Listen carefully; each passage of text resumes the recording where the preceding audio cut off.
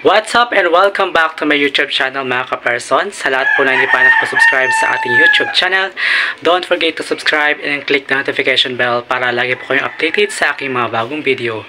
So for today's video mga ka-person ay i-share ko po sa inyo kung paano po natin i-fix yung ating YouTube settings. So without further ado mga ka-person, let's go! So first, to do mga ka-persons, pupunta po tayo sa ating Chrome. Sa ating pong Chrome, din i-click po natin dyan, i-search po natin dyan ang Studio YouTube Com Dashboard. So ayan po, dapat po naka-open po yung desktop natin para po makita po natin lahat. Next po, wait lang po natin. Medyo mabagal po yung signal mga ka-person. So ganyan po yung lalabas sa ating dashboard. I-zoom lang po natin yan mga ka-person para makita po natin. Dahil hindi po tayo naka-laptop, cellphone lang po kaya maliit po yung ating screen. So i-zoom po natin yan mga ka-person.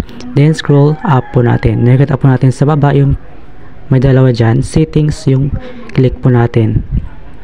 Sa settings, mayroon po tayong general. Sa general po, makikita po natin yung USD sa gilid. Wait lang. Nagpabago-bago siya. So, makikita po natin sa general mga ka-person yung mabagal yung signal. So, makikita po natin yung USD So, USD dollar. So dapat ganyan po yung nakalagay sa ating general mga ka-person. So next po natin ay yung channel. So sa channel mga ka-person, meron tayong basic info, advanced settings, tsaka feature eligibility. So sa community of residents, meron po tayong Philippines, kasi Philippines, dahil sa taga Philippines po tayo, location po natin is Philippines.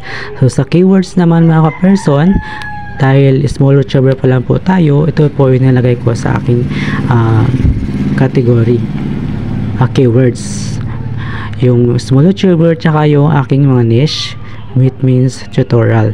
Sa feature eligibility naman, dapat naka-enable po yan lahat, yung tatlo na yan mga ka-person. So next is upload default. Sa upload default mga ka-person, makikita po natin merong title. Sa title nyan is yung aking YouTube channel title. So next natin is the description. So description naman mga ka-person, kahit ano lang naman ilagay nyo dyan. So sa akin nilagay ko lang dyan is my video is all for entertainment only. So yun lang, kahit ano lang po ilagay dyan mga ka-person. So sa public, sa visibility, public yung nilagay ko. Then sa tags naman is yung yun lang, kung ano po yung mga niche nyo, yung basta kung ano po yung mga ginagawa nyo. Sa akin nilagay ko lang Gars Content sa Tagalog, content creator. Yun lang naman. So nasa inyo na yan kung anong gagawin nyo dyan. So may example naman po tayo. So sa permission, dahil hindi pa naman po tayo, yan medyo mabagal pa yung signal. Sa permission, yun lang yung Google account nyo lang po, yung Gmail account nyo lang po, naka-fix na po talaga yan dyan. Then dito sa sunod, dahil hindi pa naman po tayo masyado, hindi pa tayo